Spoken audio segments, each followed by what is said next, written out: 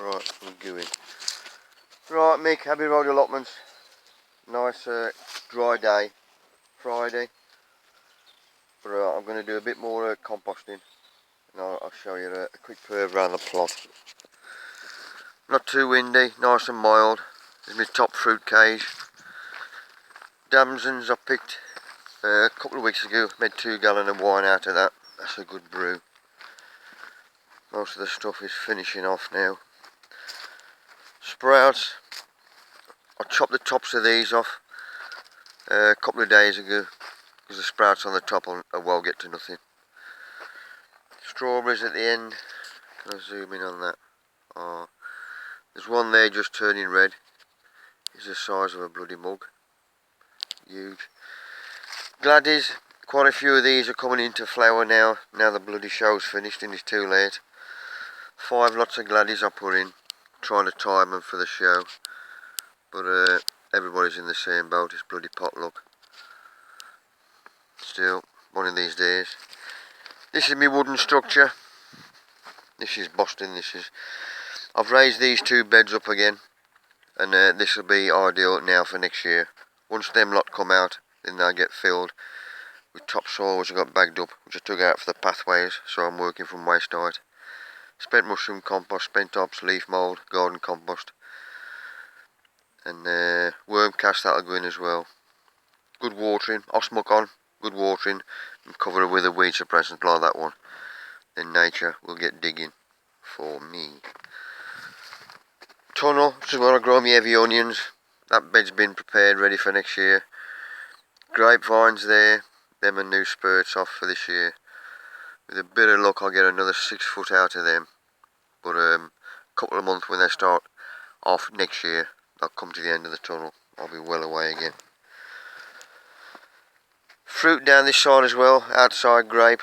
I've done well with him. Blackberry in the middle. Couple of apples.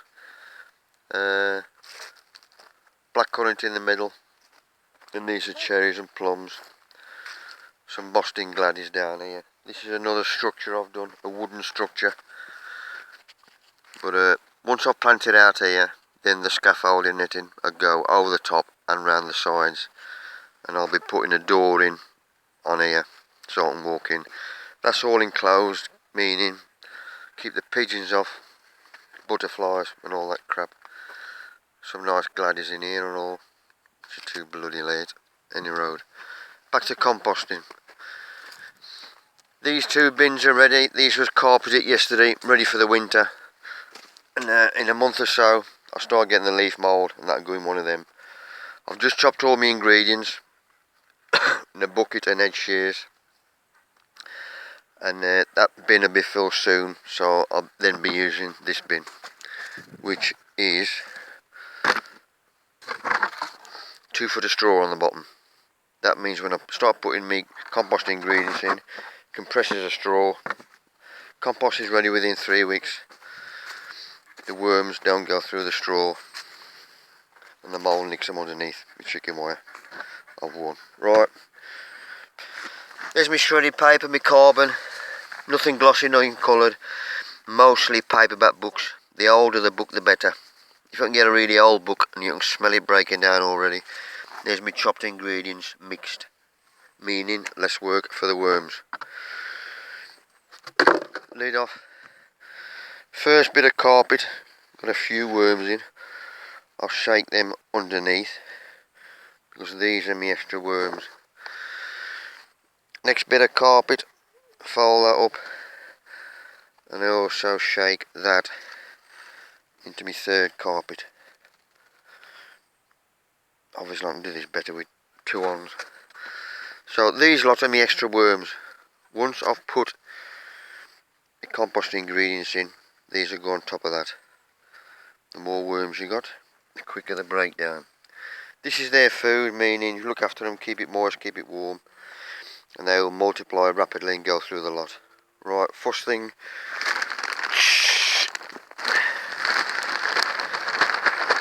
oh, that more bag, one-handed. Ingredients in, spread them out level,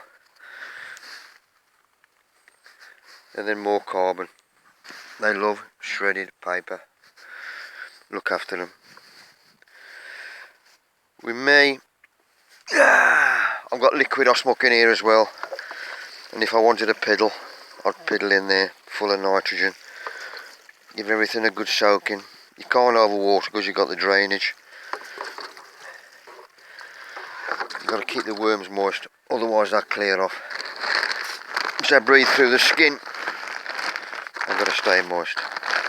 Look after them, and they will stay there and do the job they was invented for. Spread out again. Another dollop of carbon. Bung that on. Another watering.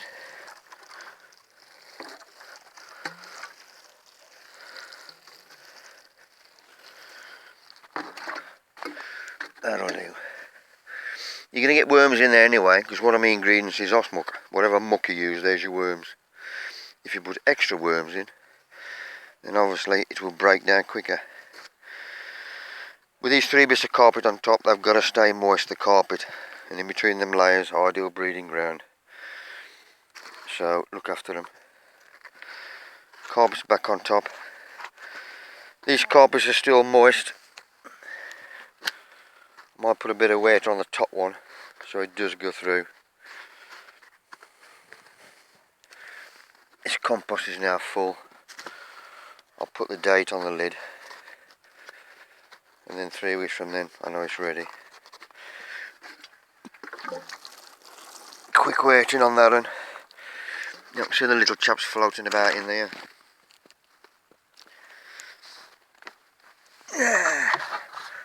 Lid on top.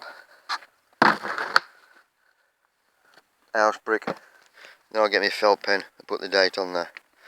That's my leaf mould one. And I say I'll move down the bottom after.